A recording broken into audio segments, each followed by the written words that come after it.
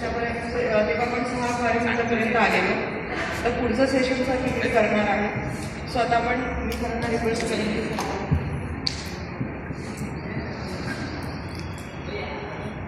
Thank you. मैंने सुना है कि ये सत्र में हमारे मित्र हंसराज कुछ आप लोगों से बातचीत करने वाले हैं, तो वैसे ही प्रोग्राम है. तो मैं आप सबके बीच में हमारे मित्र हंसराज को आमंत्रित करता हूँ कि वो अपना जो विषय है उसको लेकर आपके सामने वो बातचीत करें.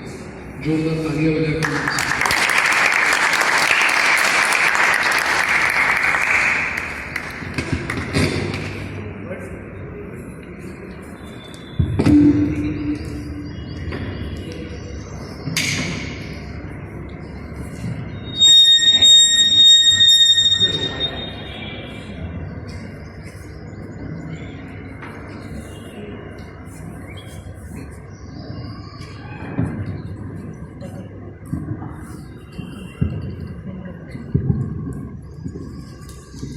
सर्वांना मैत्रीपूर्ण जय जय. नमो बुद्धाय. तर सर्वप्रथम मी उत्तमजी आणि त्यांचे सगळे यंग सहकारी यांचं खूप खूप आभार मानतो. कारण नागमित्रजीचं पहिलं ते 1 दिवसाचं शिबिर जेव्हा मी नाशिकमध्ये केलं त्यावेळेला खूप शिकायला मिळालं आम्हाला तिथं. आणि सरांशी तिथं पहिल्यांदा ओळख पण झाली. आणि तसं पाहायला गेलं तर मी तुम्हाला काही लेक्चर किंवा काही माहिती देणार नाही, तर मी माझा फक्त अनुभव शेअर करणार आहे. एखादा तरुण मुलगा जसा एखाद्या गोष्टीच्या प्रेमात पडतो, तर तसंच माझ्या तरुणपणे मी एका गोष्टीच्या प्रेमात पडलो होतो. आणि ते दुसरं तिसरं काय नाही तर ते संघच होतं. संघाच्या ॲक्टिव्हिटीवर आम्ही खूप म्हणजे मी प्रेम केलं, आवडायचं मला ते. आणि माझ्यासाठी कोणी सेलिब्रिटी किंवा हिरो हिरोईन जसं कुठंतरी आले तर आपण बघायला जातो आणि खूप एक्सायटेड राहतो. तसं मला जेव्हा कोणी धम्माचार्य येतात आणि त्यांचं जेव्हा मी ऐकतो तेव्हा मला फार एक्साइटमेंट असायचं पहिल्यापासून की ते काय सांगते, धम्माबद्दल अजून काय ऐकायला मिळालं. तर उत्तमजींनी आम्हाला ती संधी दिली. आणि खरं म्हणजे त्यांनी लिहिलं आहे की 35 वयाच्यापर्यंत लिमिट दिलं होतं. माझा 38 वय आहे आणि मी विचार करत होतो तर ते मी विचार करत होतो की फॉर्म भरला, माझा रिजेक्ट तर नाही करणार ना. मला एक मेल पण आला पण तो समजलाच नाही मला. आणि मी राजेश सरांकडे विचारत होतो यार काहीतरी वसिला लावा.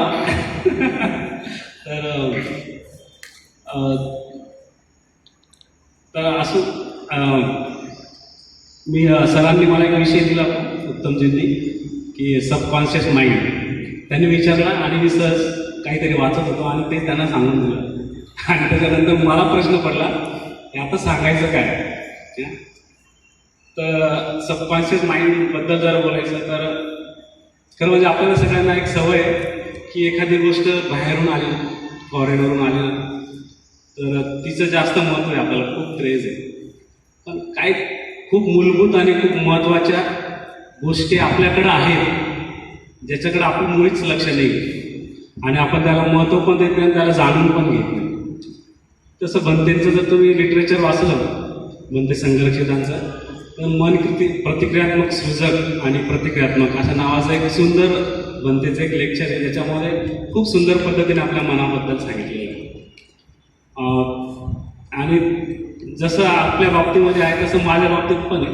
मी सबकॉन्शियस माइंडबद्दल बाहेर शोधत होतो, त्याचे व्हिडिओ बघत होतो आणि सगळे त्याचे सायकोलॉजीचे स्टुडंट त्यांना पण विचारत होतो की अजून काही सांगता येईल. पण ते सगळं केल्यानंतर मला लक्षात आलं की अरे इथं आपल्याकडं एवढी सुंदर माहिती तर आपण कशाला पुढं जायचं. आजचा माझा जो काही विषय आहे किंवा मी जी चर्चा करणार तुमच्याशी ते हेच आहे की मग सबकॉन्शियस माइंड म्हणजे काय आणि सवयी, हॅबिट. बुद्धांचा एक खूप सुंदर असा विचार आहे. बुद्ध असं म्हणतात की तुम्ही जसा विचार करता तसं तुम्ही होता. ऐकलंय सगळ्यांनी? तुम्ही जसं विचार करता तसं तुम्ही होऊन जाता. मग आणि त्याला अजून असंही म्हणता येईल की तुम्ही आता जे काय आहात ते तुमच्या विचारांचा परिणाम आहे. तर मग काय आहे सबकॉन्शियस माइंड? तर भंतेचं एक सुंदर पुस्तक आहे अजून, आर्य अष्टांगिक मार्ग. आणि मला वाटतं की तुम्हाला जर पर्सनॅलिटी डेव्हलपमेंटचं सर्वात बेस्ट पुस्तक जर पाहिजे असेल तर तुम्ही आर्य अष्टांगिक मार्ग हे पुस्तक जरूर वाचा. ते आणि बुद्धांनी पण जे 4 आर्य सत्य सांगितले आहे त्याच्यामध्ये पहिलं काय आहे? कोणी सांगेल का? मदत करता मला? पहिलं काय आहे? 4 आर्य सत्य. जगात दुःख आहे, दुःख आहे, त्याला कारण आहे, ते दूर होऊ शकतं, ते दूर होऊ शकतं, दूर करण्यासाठी पर्याय आहे. आणि त्याचा एक मार्ग आहे, आणि तो मार्ग म्हणजे आर्य अष्टांगिक मार्ग.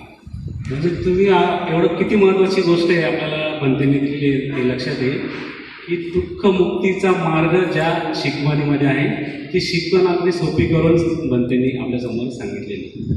तर म्हणजे खूप खूप असे उपकार आहेत या लोकांचे की ज्यांनी आपल्याला हा मार्ग सोपा करून सांगितला. नाही तर बघा 2500 वर्षापूर्वीची एखादी शिकवण आपल्यापर्यंत येते तिची म्हणजे ती बोथट झाली असते किंवा तिच्यात भेसळ झाली असते. परंतु यांनी आपल्या चिंतनातून आपल्याला ह्या गोष्टी दिलेल्या आहेत. तर आपण सर्वजण खूप म्हणजे भाग्यशाली समजायला पाहिजे. हा शब्द वापरायला नाही पाहिजे, पण दुसरा शब्दाने की आपण खरंच भाग्यशाली की आपल्याला या शिकवणी खूप आपल्या आसपास जवळ आहे. एक चळवळ आपल्या जवळ आहे. आणि बनते असं म्हणतात की ज्याप्रमाणे एखाद्या व्यक्ती विजेच्या तारेला हात लावतो आणि त्याला झटका लागतो, तो ओढला जातो, तर बनतेची ही जी काही चळवळ आहे ही अशीच आहे. तुम्ही एकदा त्याच्या संपर्कात येता आणि तुम्ही तिथं ओढले जाता. तर मला वाटतं तुम्ही एकदा जर शिबिर केलं तर तुम्हाला लगेच लक्षात येईल की तुम्ही लगेच विचारता, तुम्ही लगेच प्रियंका दिदीला विचारणार, अरे आणखी कुठं शिबिर आहे का, अजून कुठं काय आहे का. तुम्ही धम्ममित्रांच्या संपर्कात त्यांना तुमच्याकडे काय असेल तर आम्हाला सांगा. असं का करतो आपण? कारण आपल्याला सगळ्यांना माहिती आहे की आपल्या आसपास अशी कुठलीच गोष्ट नाही की आपल्या स्वतःचं डेव्हलपमेंट करण्यासाठी इतक्या प्रामाणिकपणे काम करणारे लोक तुम्हाला खरंच कुठंच भेटणार नाही. खरं इतकी निस्वार्थ लोक म्हणजे खूप साऱ्या संस्था आहेत निस्वार्थपणे काम करत आहेत, पण ही आपली जवळची आणि खरोखर विश्वसनीय अशी संस्था आहे. तर मग आजचा जो काही विषय आहे, आपल्या मनाला सवय कशा लागतात आणि सबकॉन्शियस माइंड काय आहे. आपलं मन तसं पाहिलं तर मन एकच आहे, पण ते 2 प्रकारे काम करतं. एक ते जागृत असतं, ते स्वीकारतं किंवा नकारतं, आणि एक दुसरं मन असतं ज्याला आपण जेव्हा सकाळी ध्यान केलं तेव्हा धम्माचार्यांनी खूप सुंदर सांगितलं की आपली बुद्धी जी आहे म्हणजे आपल्या बुद्धीला जे आहे ना सगळं समजत असतं. मोठे मोठे तत्वज्ञान जर तुम्ही वाचायला घेतले तर तुम्हाला बुद्धीला त्या लगेच कळतील आणि तुम्ही म्हणाल की हो मला हे समजलंय. पण ते जेव्हा प्रत्यक्ष आचरणात आणण्याचा विषय येतो तेव्हा मात्र खूप मोठी गोष्ट होते. ते कसं आचरण आणायचं हेच आपल्याला माहिती नसतं. तर ते आचरणात येत नाही याचं कारण काय आहे? कारण ते आपल्या हृदयात उतरलेलं नसतं किंवा भावनेने ते आपण समजून घेतलेलं नसतं. आणि बनते याच्या बाबतीत एक खूप सुंदर उदाहरण देतात आर्य अष्टांगिक मार्गामध्ये. कारण बनते पण असं म्हणतात की जेव्हा भारतात यायचं तर खूप साऱ्या शिकवणी शिकून जायचं, पण लोकांना गोष्टी लक्षात राहायच्या आणि जी शिकवण आहे ना ती विचारले ती त्यांना सांगता नाही यायची. म्हणजे गोष्टी ऐकायला सगळ्यांनाच आवडतात आणि बनते म्हणून मग बऱ्याच महत्त्वाच्या विषया शिकवणी देताना गोष्टी रूपामध्ये पण काही त्यांनी सांगितले. आणि त्याच्यातली जे खूप सुंदर अशी गोष्ट आहे, बनते असं म्हणतात की चीनमध्ये जेव्हा भारतातून भिक्षू लोक जायचे, आचार्य लोक जायचे, तर त्यावेळेला चीनचा अशी एक प्रथा होती की त्यांना धम्म जाणून घेण्यासाठी खूप उत्सुक असायचे. तर असंच एकदा एक आचार्य चीनमध्ये गेले आणि ते गेल्यानंतर तिथल्या एका सम्राटाला कळलं की एक भारताहून एक बौद्ध आचार्य आलेले. तर तो खूप आनंदी झाला आणि त्याने त्यांना आमंत्रण दिलं की आमच्याकडे या आणि आम्हाला प्रवचन द्या. प्रवचन करण्यासाठी त्यांनी मग तयारी केली. आचार्यांनी पण ती विनंती स्वीकारली आणि मग सगळी तयार झाली, ते बसले तिथं. बसल्यानंतर त्यांनी त्या आचार्यांना एक खूप प्रश्न विचारला छोटासा. तो प्रश्न असा होता की आचार्य म्हणते, तुम्ही आम्हाला सांगा की बुद्ध धम्माचं मूळ तत्व काय. हा प्रश्न त्यांनी सांगितला आणि रेटून छान ते बसले. त्यांना आता वाटलं आता हे जे आचार्य खूप मोठं लेक्चर देतील तोपर्यंत आपण मस्त असं ऐकू. पण ते जे काय आचार्य आहे त्यांनी खूप थोडक्यामध्ये एक उत्तर दिलं आणि ते थांबले. ते उत्तर असं होतं, तुम्ही धम्मपालन गाथेची सुरुवातच करा. ते सुरुवातीचंच 2 ओळी होत्या. ते असं होत्या, सर्व पापस करणं कुशलस्य उपसंपदा सचित्त परिरोधपणम एकदम बुद्धानं शासन. आणि ते थांबले. चीनचा जो त्याचा सम्राट होता तो म्हणते बस इतकंच, कारण हो इतकंच. आणि त्याचा अर्थ असा आहे की कुठलेही पापकर्म न करणे, पुण्यकर्म करत राहणे आणि स्वचित्ताची शुद्धी करणे एवढंच बुद्धाचं सांगणं आहे. तुझं चीनचा सम्राट म्हणलं, मग हे तर किती सोपं आहे म्हणे, हे तर 3 वर्षाच्या बालकाला पण समजेल एवढं सोपं आहे म्हणे.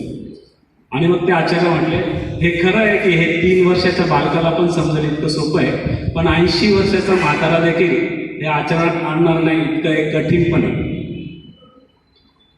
येतं लक्षात? तर खूप सोपं आहे पंचशील रोज म्हणणं, पण किती अवघड आहे आपल्याला माहितीच आहे. ते आचरणात आणायला खूप अवघड आहे. आणि म्हणून म्हणतात की बुद्धीला समजलं म्हणजे पुरेसं नाही. बुद्धी हा फक्त आपला पूर्ण अस्तित्वाचा हा थोडासाच भाग आहे, पण त्याच्यापेक्षा खूप जास्त असा भाग आहे जो आपला अजागृत मनाचा आहे. आणि त्याच्यामुळं आपण आपली पर्सनॅलिटी, आपण जे काही आहे त्याच्यामध्ये आपल्या अजागृत मनाचे खूप मोठा रोल आहे. आज तुमचा जो काही स्वभाव आहे ना, तो कशामुळे माहिती आहे का? तुमच्या अजागृत मनामध्ये ज्या गोष्टी तुम्ही साठवून ठेवलेल्या आहे त्याचा परिणाम आहे तुम्ही.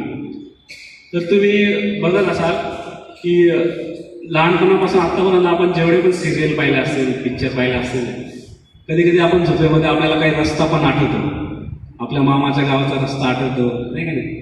मध्येच काहीतरी आपल्याला आठवतो, काहीतरी दिसतं. तर हे काय असतं, आपल्या झोपेमध्ये स्वप्न पण पडतात. आणि स्वप्नामध्ये कधी कधी आपल्याला अशा खूप गोष्टी दिसतात की आपण म्हणतो अरे हे कसं काय मध्येच. तर हे सगळं आपल्या मनामध्ये साठवलेलं असतं. आपलं अजागृत मन जे आहे ना, ते भेदभाव करत नाही. त्याला जे जे दिसतं, जे तो ऐकतो, ते सगळं साठवत राहतं. तो भेदभाव करत नाही. त्याला कल्पना आणि सत्य याच्यातला पण भेद माहीत नसतो. आत्ता जर उदाहरण बघायचं झालं की जर तुम्हाला सांगितलं फक्त कल्पना करा की तुमच्या हातामध्ये चिंच आहे, खूप अशी सुंदर अशी चिंच आहे, तिचं कवच आहे असं, हळूच ते तुम्ही काढलंय, कल्पना करा तुम्ही ते काढताय आणि मग आता लगेच तुमच्या जिभेवर काय होतंय, चिंच आहे आणि काय होतंय, तोंडाला पाणी येते का? किती लोकांच्या तोंडाला पाणी नाही आलं? तर ठीक आहे, तर तुमची कल्पना शक्ती वाढवा. तर ज्या ज्या लोकांच्या तोंडाला पाणी आलं, आता तुम्हाला प्रत्यक्षामध्ये चिंच दिलेली नाहीये तरी पण तुम्हाला पाणी आलं, तर हे कशाचा परिणाम माहिती आहे का?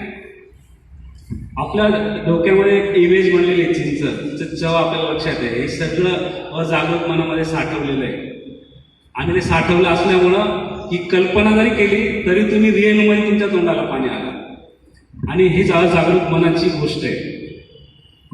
आणि हेच कारण आहे की आपण विचार करतो की काही लोकांकडे खूप सारा पैसा आहे, काही लोक खूप गरीब आहे, काही लोक खूप सामर्थ्य त्यांच्याकडे सगळ्या सुविधा आहे आणि काहींना त्यांच्याकडे अभाव आहे.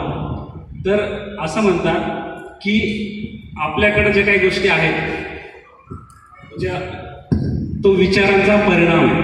आपल्या अजागृत मनामध्ये ज्या ज्या गोष्टी आपण साठवलेल्या आहेत त्याच्यामुळे आपला एक स्वभाव बनलेला आहे. मग माझा जो काही विषय आहे तो आपला असा स्वभाव कशामुळे झालेला आहे?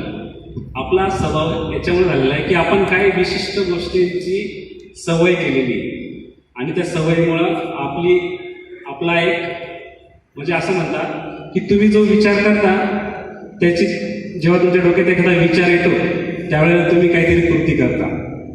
आता तुमच्या डोक्यामध्ये विचार आला की सकाळपासून हे सगळं सेशन चालले, शिकून पण घेत आहे, त्याच्यानंतर मध्ये थोडासाच गॅप देत आहे, परत एवढ्या ॲक्टिव्हिटी घेत आहे आणि याच्यामुळे तुमचं शरीर एकदम त्याला सवय नाही अशी एवढ्या वेळ तुम्ही मांडी घालून बसत पण नाही, त्याच्यामुळे तुमचं शरीर काय म्हणतं की उठ इथून उठ, पण तुमचं मन काय म्हणतं की नाही आपण इथं आलेलं आहे, काहीतरी नवीन घ्यायचं आहे आणि खूप थोडेच दिवस आहे, एवढी लोक आपल्याला मिळणार नाही, एकदाच असं काही घडणार नाही, म्हणून तुमचं मन काय सांगतं की नाही आपण थोडा त्रास सहन करू पण आपण हे इथं ऐकू, एक पण सेशन मिस नाही झालं पाहिजे. आणि तुम्हाला सगळ्यांना ज्यांनी शिबिर केले त्यांना सगळ्यांना अनुभव आहे की आपण तुम्ही एक पण सेशन मिस जेव्हा करता तेव्हा तुमच्या मनात काय चालतं माहिती आहे का, तुम्ही जरी झोपायला गेले ना सगळ्याचं हे करून तुमचं मनात आहे तरी तुमच्या डोक्यात काहीतरी चालू होतं, अरे तिथं काय होतं असं, तिथं काय असं आत्ता काय झालं, किंवा मध्येच तुम्ही सोडून गेला तुमच्यामध्ये हे होतं की नेमकं काय झालं असं लिंक तुटते नाही का. आणि म्हणून आपण काय करतो सगळेच सेशन करण्याचा प्रयत्न करतो. तर काय होतं तुमच्या डोक्यामध्ये आधी एक विचार येतो, विचार आल्यानंतर तुम्ही काहीतरी कृती करता आणि ही कृती जर तुम्ही सतत करत राहिला रोज तर त्याचं सवयीमध्ये रूपांतर होतं आणि ही सवय तुमचं चरित्र घडतं. आणि तुम्हाला सगळ्यांना माहीत आहे की हे चरित्र पुढे तुमचं भविष्य पण घडवतं. तर विचार किती महत्त्वाचा आहे एवढं लक्षात घ्या. आणि आज आपण तुम्हाला काय करतो सगळंच घेतात, ते जे पाहतं ते सगळं आत घेतात. आणि म्हणून आपल्या मनाला बाबासाहेबांचा एक खूप सुंदर सुविचार आहे. आणि ब्रह्मचारी नागमित्र पण नेहमीच मी त्यांचे 2च वेळा ऐकलं त्याच्यावर खूप कल्टिवेशन या शब्दावर खूप ते अधोरेखित करत राहतात. आणि सकाळी त्यांनी खूप काल सांगितलं पण की खूप सुंदर उदाहरण दिलं त्यांनी शेतीच्या माध्यमातून. आणि बाबासाहेबांचं खूप सुंदर असं कोटेशन ते असं म्हणतात की cultivation of mind is ultimate goal of human existence. माझं इंग्रजी एवढं चांगलं नाही आहे, सोसं आहे, मी मराठीत सांगतो की तुमच्या मनाची मशागत करणे हे तुमच्या ह्युमन एक्झिस्टन्स म्हणजे मानवी अस्तित्वाचं ध्येय असलं पाहिजे. कसं काय असलं पाहिजे ध्येय. बघा ध्येय म्हणताय बाबासाहेब कशाला, तुमच्या मनाला कल्टिवेशन, मनाला फक्त वळवायचं नाही, कल्टिवेशन करायचं, मशागत करायची. तुम्ही म्हणाल मशागत करायची, ठीक आहे आम्हाला तर माहिती आहे शेतीची मशागत करायची राहिले तर शेतकरी काय काय करतो नाही का, हे स्पष्ट आहे सगळ्यांना माहिती आहे, तो नांगरतो आणखी काय काय करतो. पण मनाची मशागत करायची म्हणजे काय करायचं, कोणतं प्लांट लावायचं तिथे, करायचं काय. तर तुम्हाला सगळ्यांना एकच उत्तर माहिती आहे, कुठली पण समस्या आली तर मोबाईल काढायचा, नेट ऑन करायचा आणि गुगलमध्ये टाकायचं. काही पण प्रश्न आला नाही का, आता खूपच सोपं झालं आहे. माझ्यासारख्या इंग्रजी कच्च्या माणसाला आता इंग्रजी पक्क करायचं खूप सोपं माध्यम आहे. समजलं नाही अजम्पशन म्हणजे काय, बरंच शब्द येतं काय काय पटकन काढायचं, आपण तेच करतो. काय करतो पटकन बघतो. तर मग काय cultivation of mind, cultivation of mind म्हणजे काय, आत्ता तुम्ही जे करत आहात ना शिबिरामध्ये येऊन तुम्ही जे काही सोडून इथं आलेलं आहे आणि हे जे शिकताय तर हेच आहे कल्टिवेशन ऑफ माइंड. तुमच्या मनाला तुम्ही काय करताय, सवय लावताय. ध्यान नावाची अशी गोष्ट आहे की भारतामध्ये बुद्धांचं नाव याच्यासाठी आहे की बुद्धांनी आपल्या मनावर कल्टिवेशनसाठी काम केलं आणि म्हणून ते बुद्ध झाले. मनाचा शोध घेतला. बरेच लोक बाहेरून येतात आणि ध्यान शिकायला येतात आणि आपल्याला खूप सोपं मिळालं आहे नाही का, बाय चॉईस बाय चान्स नाही का. बुद्धांचा धम्म खूप सहज मिळालेला आहे. आपल्या आई वडिलांनी दीक्षा घेतली आणि आपण बौद्ध होऊन गेलो. पण बौद्ध होणं म्हणजे काय आहे तर बाबासाहेब असं म्हणतात, बाबासाहेबांनी जेव्हा दीक्षा दिली 5 लक्ष लोकांना त्यावेळेला असं झालं, त्यांनी एक वाक्य बोललेलं होतं तिथं आणि ते वाक्य खूप महत्त्वाचं आहे. ते काय म्हणताय की तुम्हाला जर काही गोष्ट शिकायची आहे तर तुम्ही शाळेमध्ये जाता बरोबर, तर शाळेमध्ये फक्त एकच दिवस जाता का तुम्ही, एक दिवस गेले शाळेमध्ये सोमवारच्या दिवशी 2002 मध्ये कधीतरी आणि नंतर तुम्ही परत शाळेत गेलेच नाही तर तुमचं शिक्षण होईल का, तुम्ही प्रशिक्षित व्हाल का, तुम्ही एक्सपर्ट व्हाल का, नाही होणार. बाबासाहेब काय म्हणतात की तुम्हाला रोज शाळेत जावं लागेल, तुम्हाला रोज ते शिकून घ्यावं लागेल आणि ती डिग्री तुम्हाला प्राप्त करून घ्यावं लागेल, मग तुम्ही काय व्हाल एक्सपर्ट व्हाल. मग बाबासाहेब काय म्हणतात तुम्हाला जर बौद्ध व्हायचं आहे ना एकच दिवस त्रिशरण पंचशील म्हणून होणार नाही. बुद्धांची शिकवण ही तुम्हाला काय करावं लागेल, रोज करावं लागेल, प्रॅक्टिस रोज करावं लागेल, तेव्हा तुम्ही परफेक्ट व्हाल. आणि म्हणून काय होतंय, आताच आपण पाहिलं की आपल्या डोक्यात एक विचार येतो, तर विचार केल्यानंतर आपण एक कृती करतो. कृती केल्यानंतर ती कृती जर आपण सतत करत राहिलो तर त्याची आपली एक सवय बनते आणि त्या सवयीचा परिणाम काय होतो, आपलं चारित्र्य बनतं. आणि मग आपण अशा पद्धतीने सवयीमुळं आपल्या मनावर, आपल्या अस्तित्वावर परिणाम होतात. मग आता प्रश्न असा आहे की आपण आपल्या स्वतःला काय काय सवय लावलेल्या आहे. बघा तुम्ही, आपल्या स्वतःला आपण काय काय सवय लावलेल्या आहे. तर असं म्हणतात की आपण तरुण असताना म्हणजे 16 वर्षापर्यंत एक सर्वे, 16 वर्षापर्यंत एक ॲव्हरेज मुलाने 2 लाखापर्यंत हिंसेचे दृश्य बघितलेले असतात टी व्हीवर. 16 वर्षाच्या मुलाचा जर बघितला तर त्याने एवढे हिंसक दृश्य बघितलेले असतात. मग त्याच्या अजागृत मनामध्ये एवढ्या सगळ्या हिंसेच्या गोष्टी गेल्यामुळं तुम्हाला काय वाटतं, त्याच्या डोक्यात विचारांमध्ये काय असेल, क्षमा असेल, हे गुण असते, हे पोटेन्शियल भेटतील का त्याच्यामध्ये. त्याने जर पाहिलं असेल, सगळं आपण बघतोय की प्रत्येक पिक्चरमध्ये काय असतं, एक हिरो असतो, त्याच्यावर अत्याचार होतो त्याच्या जवळच्या लोकांवर आणि तो रिव्हेंज घेतो, बदला घेतो. आणि बदला घेतल्यानंतर काय होतं, पिक्चर संपतो. म्हणजे काय, आपल्या मनावर काय शिकवलं गेलेलं आहे पिक्चराच्या माध्यमातून, तुमच्यावर अन्याय अत्याचार होतो आणि तुम्ही त्याचा बदला घेता आणि तेव्हा पिक्चर कम्प्लीट होतो. आता आपण बघितलं की मी तर म्हणतो भारतीय सिनेमाने तर महिलांना आहे ना खूपच डॉमिनेशन करून, म्हणजे काय त्याला म्हणतात इंग्रजीमध्ये, दुय्यम दर्जा दिलेला आहे, तर खालचा दर्जा दिला. का माहिती आहे का, तुम्ही पूर्ण इंडियन पिक्चर जर बघितले तर त्याच्यामध्ये काय असणार का, हिरोईन असते. हिरोईन खूप सुंदर दाखवली जाते, पण तिच्यामध्ये अजिबात ताकद नसते. ती थोडी पुढे गेली का तिला लगेच गुंड लोक त्रास देतात आणि गुंड लोक त्रास दिला का मग तिथं हिरो येतो. हिरो शिवाय किंवा हिरोईनच्या भावाशिवाय तिला वाचवायला कोणीच नसतं. आणि मग काय होतं, अशा पद्धतीने चित्र दाखवलेलं आहे. तर तुम्ही कल्पना करा की तुम्ही जर लहानपणापासून हे पिक्चर बघितलं असेल तर महिलांच्या डोक्यामध्ये काय जात असेल, काय जात असेल की आमच्याकडे ताकद नाही, आम्ही स्वतःचा डिफेन्स करू, आपल्याला कोणाला तरी प्रोटेक्शनसाठी पाहिजे, कुठं असते लेट नाही जायला कोण पाहिजे तुम्हाला सोबत, घरचे कोणतरी मंडळी पाहिजे, 7च्या आत घरात. तुमच्या डोक्यामध्ये आधीपासून भरवलेलं असल्यामुळं कुठून येणार तो आत्मविश्वास. आता सरांनी आपण प्रॅक्टिस पण करत होतो तेव्हा पण मी बघत होतो, तर मुलं एकदम परफेक्ट करत होते पहिल्यांदाच पाहत होते, पण मुलींना कुठंच करत होते, कायच करत होते ते कुठं हाताला. ते कशामुळे होतं त्याला असं आहे, कशामुळे होतं असं, त्यांच्या डोक्यात हे नाही की आपल्याला कोणाला तरी प्रोटेक्ट करायचं आहे, कोणाला तरी मारायचं आहे, स्वतःचा डिफेन्स हा विषयच नाही डोक्यात तुमच्या. तर नसल्यामुळं तुमच्या कृतीमध्ये पण दिसतं ते. मुलांना माहिती आहे ना आक्रमक करायचं आहे, मारायचं आहे किंवा डिफेंड करायचं, म्हणून त्यांच्या ते दिसत पण होतं. त्यांना गरज पण आहे कधी कधी मारायची, कारण त्यांना माहिती आहे काय करायचं. तर मला हे म्हणायचं आहे, मग आपल्याला सवयी लागता कसा, सवयी कसं काय लागतं आपल्याला आणि काय करायचं मग. तर सवयी आपल्याला कशा लागतं माहिती आहे का.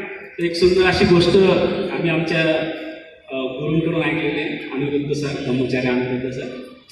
तर खरं म्हणजे या माध्यमातून मी सगळ्या संघाचं खूप आभार मानतो. तर आम्ही जे काय आहोत ते संघाचेच देण आहे आणि आमच्याकडे संघाशिवाय कुठलं सांगायची गोष्टच नाही आहे.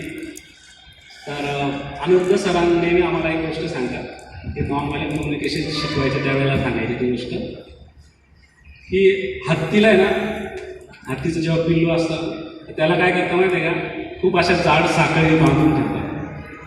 हत्तीचं जे काही पिल्लू असतं ना ते खूप आगाऊ असतं आणि चंचल असतं, ते एका ठिकाणी थांबतच नाही, ते सतत उड्या मारत होतं आणि तो जे साखळी ते तोडायचा प्रयत्न करत होता. ही गोष्ट तुम्ही ऐकली पण असाल, पण परत ऐका. तो खूप प्रयत्न करतो तोडण्याची साखळी, पण साखळदंड ही त्याच्या वजनाच्या त्याच्या शक्तीपेक्षा जास्त असल्यामुळं तो खूप वेळा प्रयत्न करतो आणि अपयश होतो. असा प्रयत्न करत करत करत एक वेळा त्याच्या लक्षात येतं की ही साखळी आता माझ्याकडून तुटणार नाही, आणि म्हणून तो प्रयत्न करणं सोडून देतो. आणि अशा ह्याच्यामध्ये तो वाढतो, हळूहळू तो मोठा होतो, पूर्ण हत्ती तयार होतो, खूप टनाचा आणि खूप सारी शक्ती त्याच्यामध्ये असते. पण तो जेव्हा हत्ती मोठा होतो तेव्हा त्याला काय करतो ना, एक साधारण रस्सीने बांधलेलं असतं. ती रस्सी तो ना खूप सहजपणे तोडू शकतो, पण तो तोडत नाही. का तोडत नसावं? कारण की त्याच्या माइंडमध्ये तेच झालेलं आहे हा. का आपण हे करू शकत नाही. हा, त्याच्या माइंडमध्ये एक गोष्ट फिक्स झाली आता की खूप प्रयत्न करून पण ही तुटणार नाही, आणि म्हणून तो काय करतो, त्या साध्या दोरीने सुद्धा बांधलं तरी तो तिथंच राहतो, ते तोडायचा प्रयत्नच करत नाही. आणि आपण पण कसं सवयीचे गुलाम आहोत. आपण कशाचे गुलाम आहोत? सवयीचे. सवय करून करून करून आपल्याला एवढं आपलं माइंडसेट झालं आहे की आता आपल्याला सगळ्या सुविधा आहे. आता खूप सुविधा आहे. तुमच्याकडे AC असेल तरी, तुमच्याकडे नेट आहे, तुमच्याकडे चांगले चांगले पुस्तकं तुम्हाला आज ऑर्डर केली तर उद्या तुमच्या दारात तो ॲमेझॉनवाला येऊन पार्सल देऊन जाईल. बाबासाहेबांनी जेव्हा बाबासाहेब पुस्तक मागवायचे दुसऱ्या देशातून तर ते बोटीने प्रवास करत यायचे. ते म्हणजे त्यांनी आज ऑर्डर दिले तर महिनाभरानंतर पुस्तकं यायचे. ते पण काही अवेलेबल असायचे तर काही नसायचे. आज तुमच्याकडे सगळ्या पद्धतीच्या गोष्टी, सगळ्या जगात जे गोष्ट आहे आज नवीन आली तर ती उद्या तुमच्या दारात येऊ शकते. पण तरी पण तुम्ही मागच्या पिढीपेक्षा ॲडव्हान्स का नाही? का नाही? कारण आपण आपल्या मनाला चांगल्या सवयीच लावलेल्या नाही. आपण सवयी कशा लावल्या माहिती आहे? कशा लावल्या? Facebook, WhatsApp.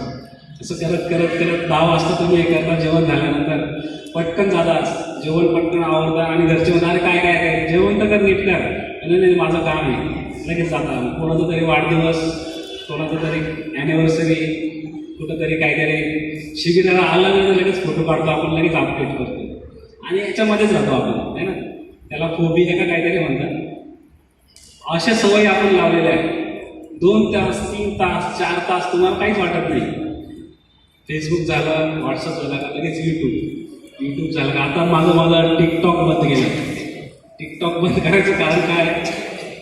तुम्ही माझ्या व्हॉट्सअपवर आलं होतं की हे 2-3 व्हिडिओ पहा आणि त्याच्यानंतर या व्हिडिओ बनवल्यामुळं टिकटॉक बंद करण्यात आला म्हणे. आणि ते व्हिडिओ तुम्ही सगळ्यांनी पाहिलेच असेल. लोक विकसित व्हायला लागले होते, काहीतरी फोटो बनवायचा, व्हिडिओ बनवायचा. तर तुम्हाला काय वाटतं, अशा पद्धतीची सवय जर तुम्ही तुमच्या मनाला लावली तर तुम्ही काहीतरी करू शकता का? तुमचं चरित्र बनेल का? बनेल का? नाही बनणार. तर म्हणून अजागरूक मन हे एक शेतासारखं आहे, उपजाऊ जमिनीसारखं आहे. त्याच्यात तुम्ही जे टाकाल ना तेच उगवणार आहे. तुम्ही त्याच्यामध्ये अशा पद्धतीच्या सवयी टाकाल तर काय होईल? काय होईल? तशाच पद्धतीचं परिणाम येतील. तुम्ही काट्याचं झाड लावलं आणि अंगूर येतील अशी अपेक्षा केली तर होईल का? तुम्हाला अंगूरचं बीज टाकावं लागेल. तर सवयीचं अजून एक उदाहरण आहे की काही गोष्टी मग आपल्या सवयीच्या कशा होतात किंवा आपल्याला सवय कशी लागते, एखादी गोष्टी आपल्या सवयीची कसं होते. तर 4 स्टेज आहे आपल्यामध्ये सवय लागण्याच्या. तर पहिलं आहे अजाणता आणि असमर्थ. मराठी कळतं ना? अजाणता आणि असमर्थ पहिली स्टेज असते. म्हणजे समजा एखादा लहान मुलगा आहे, त्याला सायकल चालवलीच नाही कधी त्याने, आणि त्याला चालवता पण येत नाही आणि त्याने कधी प्रयत्न पण केला नाही, तर तो कोणत्या स्टेजमध्ये आहे? अजाणता, त्याला माहितीच नाही सायकल कशी चालवता, आणि असमर्थ येतो, त्याला सायकल चालवता येणार नाही कारण माहितीच नाही कशी चालवता. दुसरी स्टेज जाणता आणि असमर्थ. मग त्याच्यानंतर लक्षात येतं की सायकल नावाची एक वस्तू असते, तिच्यावर आपण असं बसायचं, असं केलं तर आपण सायकल चालवू शकतो. म्हणजे त्याच्या डोक्यात विचार येतात, आधी डोक्यामध्ये विचार येतात त्याच्यात, आणि मग तो काय करतो, पहिले समजून घेतो की सायकल अशी चालवतो, पण तो अजून पण असमर्थ आहे, त्याला चालवता येत नाही. ही दुसरी स्टेज. तिसऱ्या स्टेजमध्ये काय होतं, तो जाणतो आणि तो ना प्रयत्न करतो, सायकलवर चढतो आणि शिकायचा प्रयत्न करतो. आणि चालायला लागतो. तर काय होतं, त्याला आता जाणलेलं आहे आणि त्याला आता चालवता पण येतं. जाणता आणि समर्थ. चौथी स्टेज आहे जाणता. त्याला स्वतः माहिती झालेलं सायकल कशी चालायची आणि आता तो न कळत चालवायला लागला आहे. त्याला आता विचार करावा लागत नाही सायकल पहिला पाहिजे कसा मारायचा, बॅलन्स कसं करायचा, तो न कळत चालवत आहे आणि तो त्याच्यामध्ये समर्थ पण झालेला आहे. इथे लक्षात सवय आपल्याला अशी लागतात. आधी विचार येतो, मग आपण काहीतरी कृती करतो, कृतीची आपण पुन्हा पुन्हा पुन्हा पुन्हा प्रॅक्टिस करतो आणि सवय बनते. अशाच आपल्याला सवय लागलेली आहे. ज्या ज्या चुकीच्या सवय लागल्या ना, आपण लिहिणं आणि वाचणं कसं शिकलोय माहिती आहे? कसं शिकलोय लिहिणं आणि वाचणं? आपण काय केलंय, आपलं शाळेत गेलं, त्याच्यानंतर आणि फळ्यावर काहीतरी लिहिलं आणि ते रोज लिहायला लावलं आपल्याला. अशा पद्धतीने लिहायला आणि वाचायला शिकलो. अशा पद्धतीने आपल्याला सवय लागतात. मग आता प्रश्न असा आहे की मग आता सवयीमुळं असं काय काय नुकसान होतं आपलं, किंवा अशा गोष्टींमुळं आपलं काय काय नुकसान होतं आणि आपण काय केलं पाहिजे.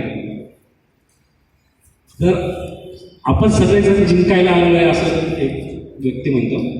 शिवखेरा नावाचा एक व्यक्ती आहे, त्याने यू कॅन विन नावाचं पुस्तक लिहिलं आहे. त्याचं असं म्हणणं आहे की आपण सगळे लोक जिंकायला आलेलो आहे, पण मग प्रॉब्लेम काय होतोय की आपल्या सवयीमुळं आणि आपल्या वातावरणामुळं आपण आता अशा सवय लावून घेतो की आपण जिंकत नाही आणि हारलेलो असतो.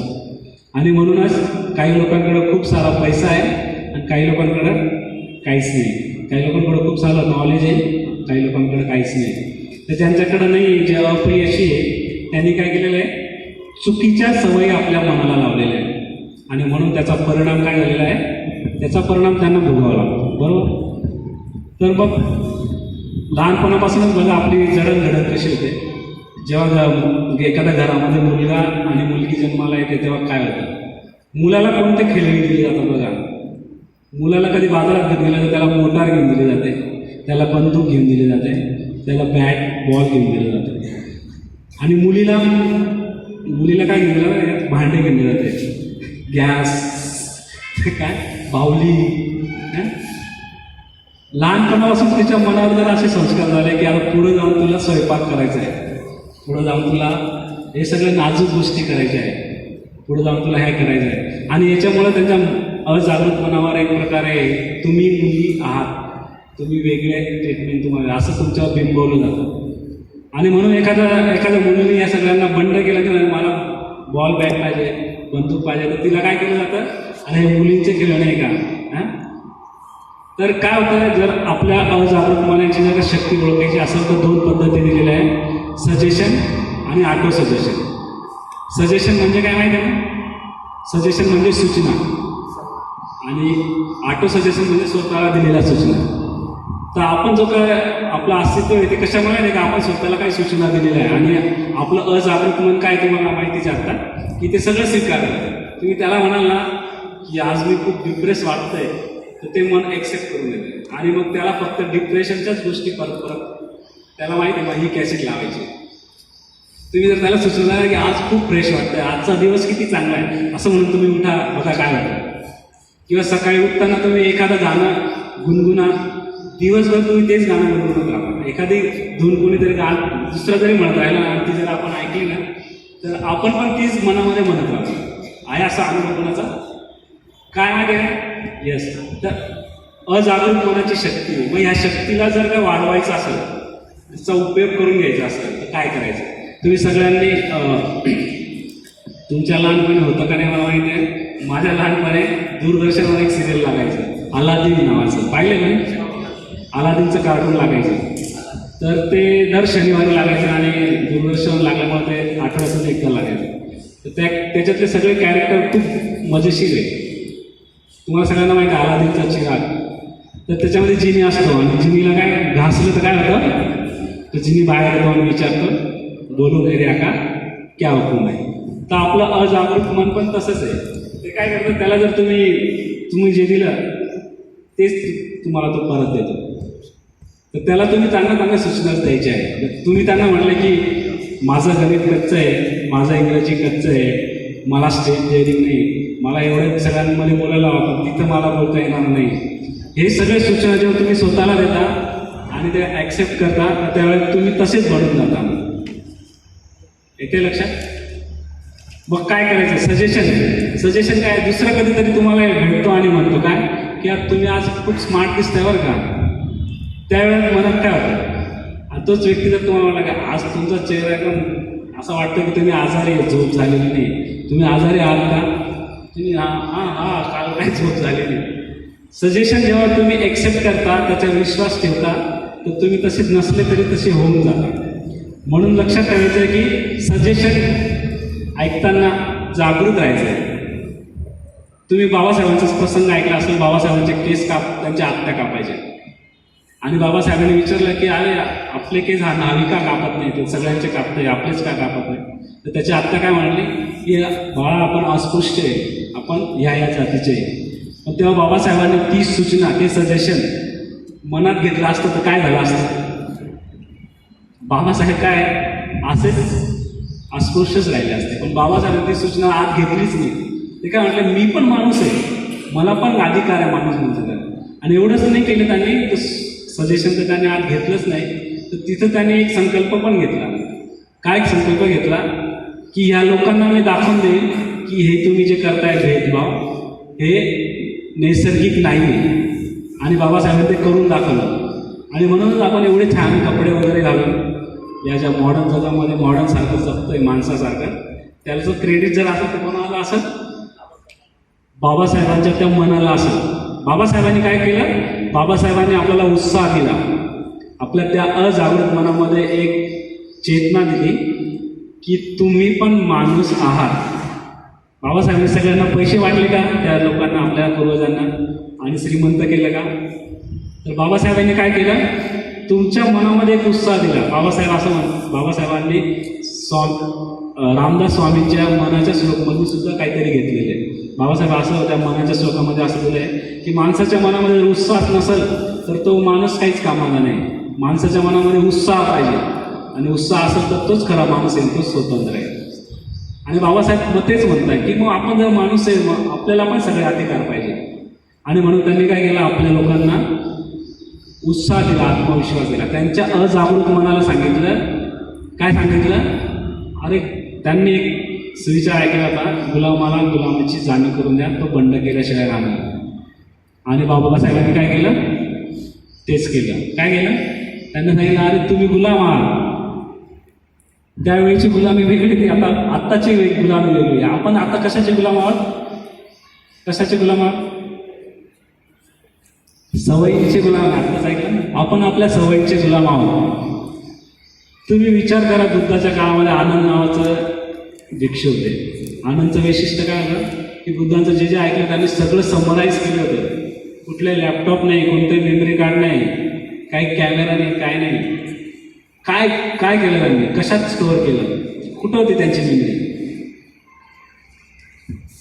आणि बुद्ध पण ते होतं की तुमच्यामध्ये खूप साऱ्या क्षमता आहे, तुम्ही ओळखलं पाहिजे. तेव्हा कधी ओळखाल तुम्ही? कधी ओळखाल? तुम्हाला आत्ताच सांगितलं की तुमच्यामध्ये काय गुण आहे, तुम्हाला गुणच आठवत नव्हते. आपल्यात काहीतरी गुण आहे हे पण आपल्याला माहीत नाही. हे पोटेन्शियल ऐकायला आपल्याला शिबिर अरेंज करावं लागलं. तुमच्यात पोटेन्शियल आहे हे आम्हाला सांगावं लागलं. म्हणजे काय की लहानपणी आले, तुम्ही रामायण पण बघितलं असं. रामायणामध्ये त्या हनुमानाला ना एक शाप दिलेला होता. काय होता? तो खूप आगाऊपणा करायचा, त्याला शाप दिला होता की तू तुझ्या शक्ती विसरून जाशील. मग ते सगळे लोक आले आणि त्याला असं शाप देऊ का त्याला पुढं काम करायचं आहे. त्याने मग ठीक आहे, याला कोणी आठवण करून दिली ना, मग त्याला सगळ्यात शक्ती आठवते. तू शाप काय केलं? आपलं पण तसंच झालंय. काय झालंय? आपल्याकडं खूप साऱ्या शक्ती आहे, पण आपल्याला शाप आहे की जा तुला अशा सवयी पडतील की तुझ्या सगळ्या चांगले गुण विसरून जातील. अजागृत म्हणाला तुम्ही अशा काही सवय लागलेल्या आहे. सजेशन तुम्हाला जर बघा तुम्ही फार कमजोर आहात असं कोणी सांगितलं आहे? तुम्ही कधी ट्राय केलं आहे का? मुलींनी कधी ट्राय केलं आहे का? कधी कोणाला मारून पाहिलं आहे का तुम्ही कमजोर आहात का स्ट्रॉंग आहात? तुम्हाला कोणी सांगितलं आहे? तुम्हाला त्या व्यवस्थेने सांगितलं की तुम्ही कमजोर आहात. इंडियन पिक्चरमध्ये जर तुम्ही पाहिलं तर काही अपवाद पण आहे. अखिरा नावाचा माझा पिक्चर आला होता आणि तापसी माझे पण ते हिरणजीचं एक काहीतरी पिक्चरचं नाव आहे. खूप चांगलं कॅरेक्टर दाखवलं आहे त्याच्यामध्ये. ते बघितलं का कोणी? बघितलं आहे का? असे पिक्चर मुलींनी खरंच बघायला पाहिजे, त्याच्याने आत्मविश्वास वाढतो आपला. तर सजेशन आणि ऑटो सजेशन, मी ऑटो सजेशनबद्दल हे सांगतो की जर तुम्ही जर मनाला स्वतःला सांगितलं ना की मी तुम्हाला जसं बनायचं आहे तसं तुम्हाला सांगायचं की मी भविष्यामध्ये मोठं जर तुम्हाला कलेक्टर व्हायचं आहे तर मी 18 तास अभ्यास करते असा इमॅजिनेशन करा. कारण आपलं जे अजागृत मन आहे ना, चित्र कलर ह्या भाषेमध्ये त्याला तसं समजत असतं, त्याला रिअलिटी कल्पना माहीत नसतं. तुम्ही मनामध्ये पण तशी कल्पना केली ना तर मन लगेच तसं काम करत. तुम्ही कल्पना करा की आईवडील चिंता करता म्हणजे काय करा, किंवा चिंता म्हणजे काय ते बघा. चिंता म्हणजे काय माहिती आहे का? अजागृत मनाचं आहे ना, कल्पनांना सत्य मानणं म्हणजे चिंता आहे. हे आत्ताच काय तुमचं, तुम्ही माझं काल विचारलं की डिप्रेशनबद्दल काय करायचं. डिप्रेशन येतं आम्हाला ह्या वयामध्ये. तर डिप्रेशन काय येतं माहिती आहे का? तुम्ही तुमच्या वयातले कामं करत नाही. तुम्ही तरुण आहात, युवक आहात, हसायला पाहिजे, खेळायला पाहिजे, जॉय करायला पाहिजे, तर ते तुम्ही करत नाही. मैदानात जाऊन खेळायला पाहिजे आणि पबजी खेळत बसाल तर काय होईल? तुमचा हात ॲक्टिव्ह होईल, तुमचे डोळे, तुमचं इमेजिन चांगलं होईल, पण तुमचे जे कायनेस्टिक जी काही बॉडी आहे ना, मसल, हाडं आणि जे काही जे मेंदूमधले काही हार्मोन्स असे की जे फक्त पळण्याने, खेळण्याने, हसण्यानेच ॲक्टिव्ह होतात. ते तुम्ही काय करता माहिती का? ते सतत पाहिल्यामुळं तुम्ही तो हार्मोनला संदेश देत नाही बाहेर यायची. असं म्हणतात की तुम्ही तरुण लोकांनी जास्तीत जास्त हसायला पाहिजे. एक लहान मूल कितीतरी हसायला हसतं आणि मोठी माणसं कमी हसतात. तर सजेशन द्या तुम्ही स्वतःला की तुम्हाला काय बनायचं. आता तुम्ही बाबासाहेबांचंच उदाहरण घ्या, फक्त कल्पनाच करा 18 तास अभ्यास करायचे. हा हे वाक्यच बघा आणि स्वतःला बघा. 18 तास एक 20 मिनिटं ध्यान करायला हवं तर काय आपली परिस्थिती झाली. कोणी ढुकल्या देत होतं, कोणाची पाठ देत होते, कोणाला काय काय त्रास होत होता. आणि धर्मचार्याचं सांगितलं पार दुसऱ्या देशात जाऊन तो मनाने जाऊन पण आला. 18 तास कसे करत असेल ते 18 तास का करू शकले? कारण त्याने काय केलं, एक मोठं ध्येय ठेवलं. तुम्ही जर काही ध्येयच ठेवलं नाही ना तर त्यामुळे काय, तुमची जी नाव आहे समुद्रामध्ये माहिती आहे ना, शिडाची नाव पाहिली कोणी?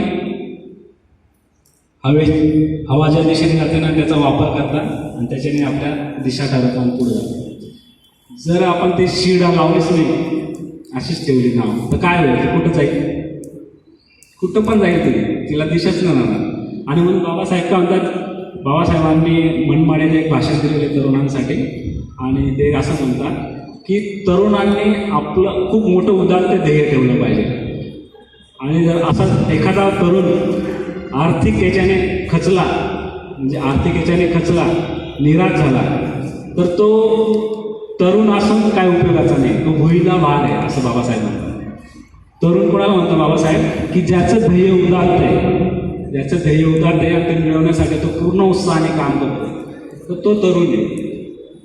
तर वय हे फक्त आकडे, वय हे फक्त आकडे. प्रत्येकाला सेलिब्रेट करतो आपण, बर्थडे इथं बर्थडे, हा बर्थडे, वाढदिवस, वाढ. तुमचं ध्येय काय? तुम्ही जर तरुण असाल ना, कोणत्या वयात जर तुमचं मोठं ध्येय असेल आणि त्याच्यासाठी तुम्ही पूर्ण उत्साहाने काम कराल तर तुम्ही तरुण आहात. आणि त्याचं उलट पण तसंच आहे, तुमच्याकडे काही ध्येयच नसेल, बाबासाहेबांच्या व्याख्येनुसार तुमच्याकडे काही ध्येयच नसेल आणि तुमच्या पूर्ण उत्साहाने तुम्ही ते काम ते मिळवण्यासाठी प्रयत्न करत नसाल तर तुमचं वय जरी 21, 22, 23, 19 असेल तरी तुम्ही तरुण नाही आहे. बाबासाहेबांचा अजून एक सुविचार मला आठवला, ते असं म्हणतात की माणसाचे जर पैसे गेले सगळे, तो पूर्ण कंगाल झाला तर थोडंसं नुकसान झालं. बाबासाहेब असं नाही, बाबासाहेबांचं काहीच नुकसान नाही झालं. काय, तुमचे पैसे सगळे गेले, तुम्ही पूर्ण कंगाल झाले, 0 बचत झालं, तर काहीच नुकसान झालं नाही असं बाबासाहेब म्हणतात. तुमचं आरोग्य जर थोडंसं धोक्यात आलं, तुम्हाला काहीतरी झालं, ऑपरेशन झालं किंवा काही आजार लागला, तर बाबासाहेब म्हणतात की थोडंसं नुकसान झालं. किती? थोडंसं नुकसान झालं, तुम्ही ते रिपेअर करू शकता. पण बाबासाहेब असं म्हणतात, जर तुमचं चारित्र्य नाहीसं झालं, चारित्र्य धोक्यात गेलं, चारित्र्य खराब झालं, तर खूप मोठं नुकसान झालं तुमचं, असं बाबासाहेब म्हणतात. येथे लक्षात बाबासाहेब काय म्हणतात, म्हणून बाबासाहेब किती चारित्र्याला किती महत्त्व देत आहे. जर तुमच्याकडे शील असेल ना तर तुम्ही सगळं जग जिंकू शकता. तुमच्याकडे आरोग्य नसेल तर काय हरकत नाही ना. कोणाचा पाय नसतो तरी पण ते पुढे जातात, कोणाला डोळे नसतात तरी ते 12वीची परीक्षा टॉपने पास करतात, कोणाला ऐकायलाच येत नाही पण तरी पण तो यश मिळवतो. थोडंफार नुकसान झालं. एखाद्याकडे पैसेच नाही तर काय करतो, एखादा जर आत्महत्या करतो, पण एखादा जर ठरवतो की मला परत मिळालं तर मिळवू शकतो. पण बाबासाहेब काय म्हणतात, या सगळ्यांपेक्षा महत्त्वाचं काय, कॅरेक्टर. आणि आत्ताच आपण काय पाहिलं, कॅरेक्टर कसं बनतं आपलं भविष्य कॅरेक्टरमुळं होतं. आणि आपलं कॅरेक्टर कशामुळे बनतं, आपल्या सवयीमुळं. आपल्या सवयी कशा बनल्या आहे, सतत एखादी कृती केल्यामुळं. आणि सतत कृती आपण का करतो, आपल्या डोक्यात विचार येतो तेव्हा. आणि म्हणून त्रिरत्न बौद्ध महासंघामध्ये तुम्ही काय यायचं माहिती आहे, तुमच्याकडं विचार घेण्यासाठी यायचं. काय करण्यासाठी, विचार घेण्यासाठी. जर तुम्ही ते विचार घेऊ शकला, बरेच लोक आता आम्ही प्रचार घेतो, आम्ही खूप मोठे आणि तुम्ही तिथे या खूप चांगलं शिकायला मिळतं. आणि मग ते म्हणतात, अरे आमची 12वी सायन्स आहे, मला खूप अभ्यास करावा लागतो, माझं करिअर आहे, कोणी म्हणतात मी इंजिनिअरिंगला आहे, मला वेळ नाही अजिबात, असं ते म्हणतात. आणि नंतर आम्हाला ते कुठं दिसतं माहिती का, ते रात्री कुठंतरी चौकात बसलेले दिसतात. आणि आम्ही म्हणतो, अरे मग आता याला वेळ जात नाही का. तर काही पण बहाणे लावून घेतले त्यांनी आणि काही पण गोष्टी स्वतःला सूचना दिलेल्या आहेत. मी 12वीला आहे तर मी असं नाही केलं पाहिजे. आता तुम्ही 20 मिनटं ध्यान जर करू शकाल तर तुमचा आणखी चांगला अभ्यास होईल ना. तुमचा अभ्यास आहे, तुमचा फायदाच होईल. मग हे सांगायसाठी आम्हाला फारच त्यांना त्याचं काय करावं लागतं, त्यांच्या आईवडिलांना भेटायला लागतं, त्यांना कन्व्हिन्स करावं लागतं आणि मग ते कुठं शिकायला जातात. तर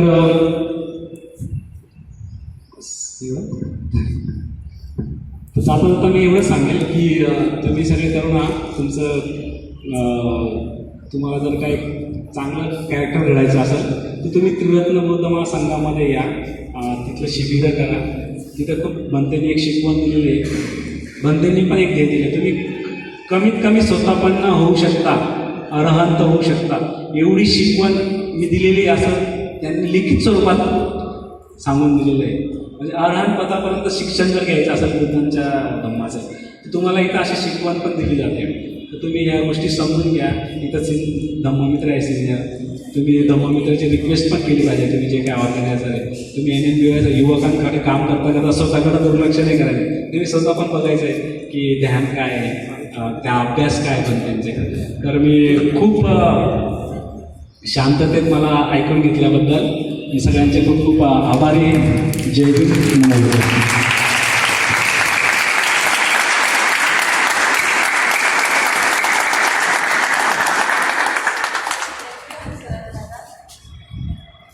त्यानंतर आता चहासाठी आपला 10 मिनिटाचा ब्रेक